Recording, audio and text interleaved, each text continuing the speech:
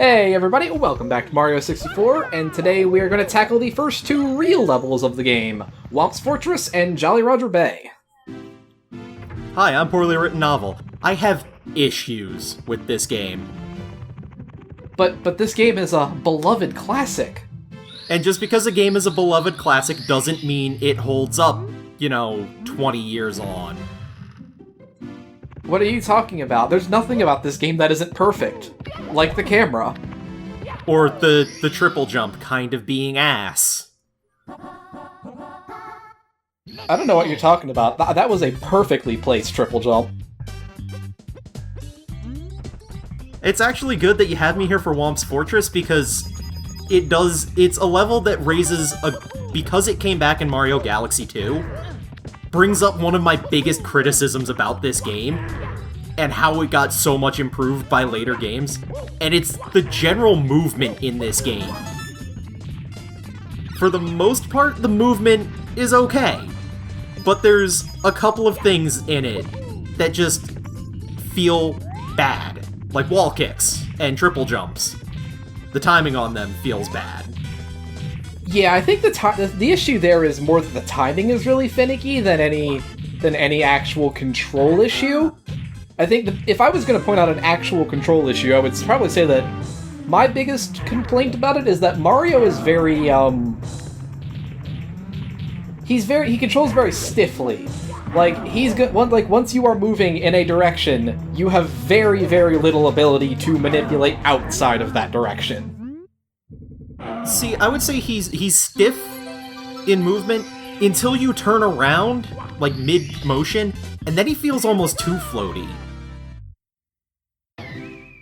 Like, turning around on a point, you kind of retain a bit of momentum, and it's a little awkward to me. I suppose that's fair. There's some, the side jump is pretty handy for taking care of that sort of thing, but it's not perfect. Yeah, like, Nintendo obviously knew their limitations working on the N64, and they worked around them. But at the same time, some of the limitations were their own fault.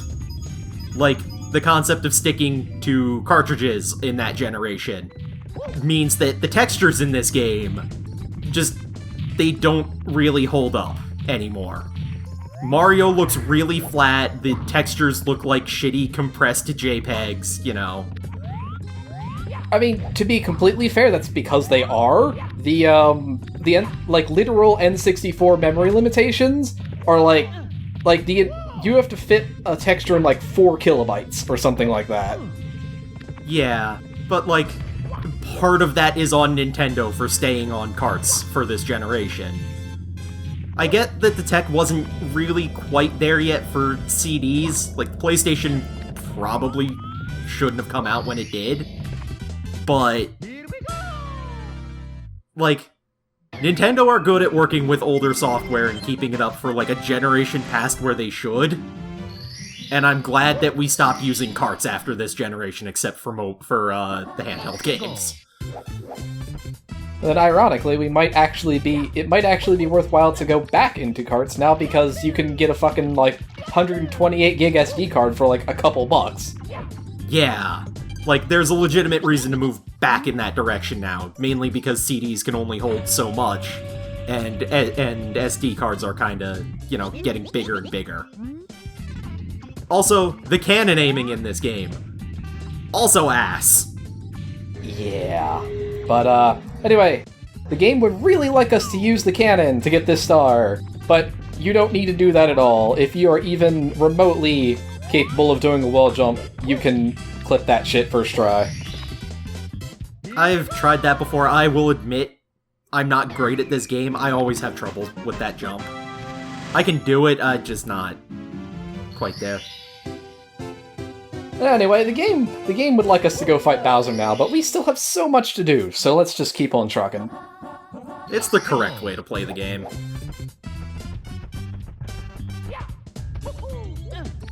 Yeah, say, like Bob on Battlefield, the red coins in this level are really spread out, and nobody really wants to see that, so we're gonna get another star instead. Good choice. It is interesting to see that the later in the game you go, the more compact the red coins start getting. But, like, this level kind of, like, this is a better level for showing off this game than Bob-omb Battlefield ever was, and I don't understand why the order is the order it's in because of that.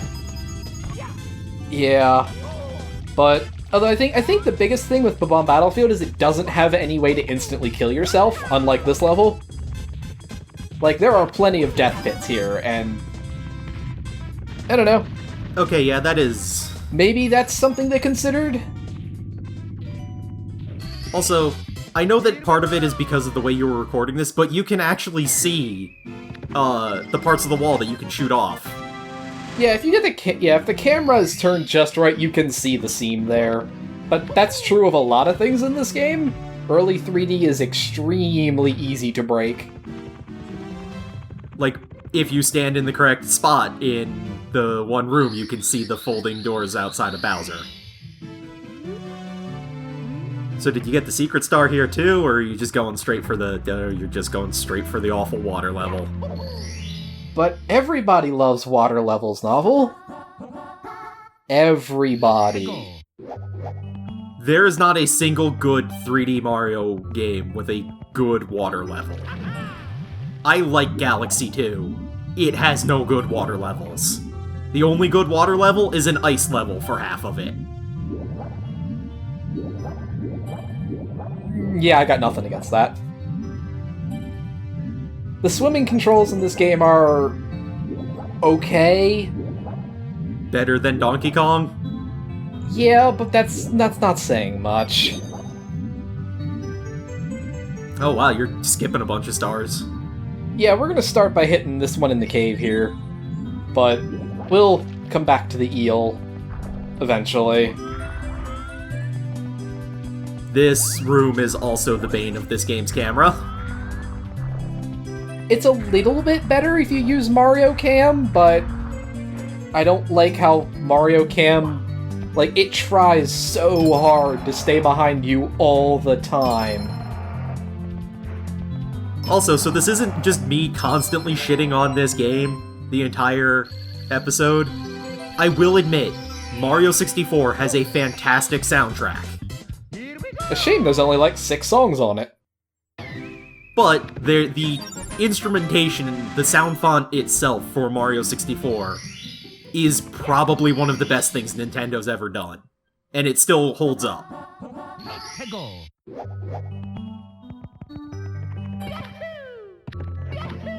just thought this first star was Keneal Come Out to Play, and then I remembered that, no wait, that's the other one. Yeah, we're not gonna get that one. But that's because I don't like dealing with the eel. I don't think anybody does. I mean, I still to this day have absolutely no idea what actually triggers him to come out of the ship. Like, I swim all around him, I get hit by him, and nothing. Absolutely nothing. I know because I've watched a lot of speedruns of this game that you can clip behind him without him being in there. But, you know, speedrun strats in a casual LP. Yeah, no, we're not going there. Yeah, it's like, eventually, I just decide, like, alright, look, this isn't working, I'm just gonna go get air. And then on the way halfway back down, he's out swimming, and I'm just like, hey, yeah, sure, whatever. I feel like that's how it works, really. The eel just kind of does his thing. It's a general problem with this game, where things are not necessarily clear as to why they did what they do. Yep, and yep, there's the eel. Why is he gone? Who knows?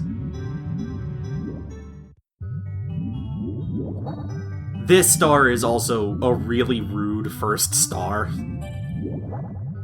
Because don't these things damage you if you open them incorrectly? Yeah, that's another fun thing about this game. Damage is your oxygen meter. I mean, it's a limitation of the system, but it is something I'm glad they have fixed in literally every game since. Of course, the flip side is that once you figure this out, you can literally skip this entire puzzle. Yep.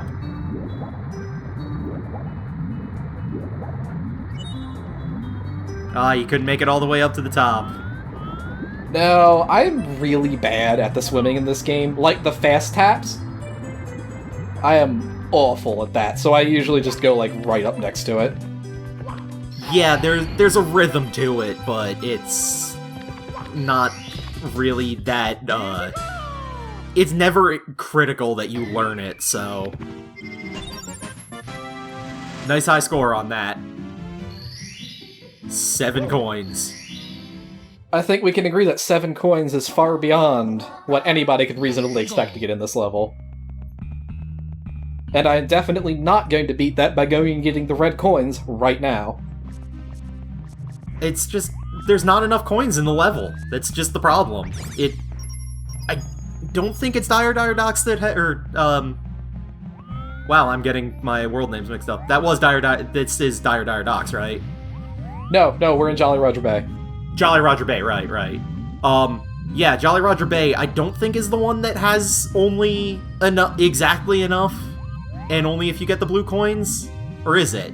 I don't know what it is, but yeah, one of the 2 swimming levels has like the total coins in the entire thing is like 115 or something like that. No, that actually sounds high. I want to say there's a level that only has 101 with the blue coins.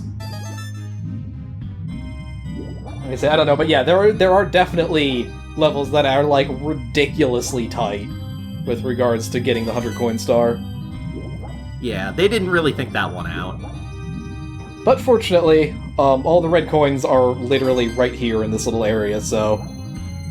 Yep, and it is a good example of what I was saying about how later worlds will actually kind of just dump all the red coins in a concentrated area. Yeah, the first floor levels are kind of hit or miss, but they get better after that. I mean, they show off all the different environments of the game, which is a positive.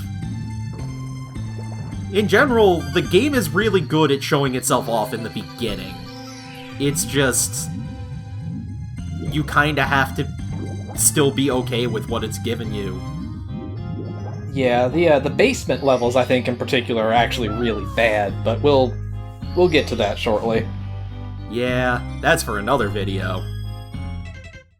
So this particular star is bugged. You have to actually quit out of the level. I don't know what the deal is with that, but there's only a couple of them like that in the game, so it's not a big deal.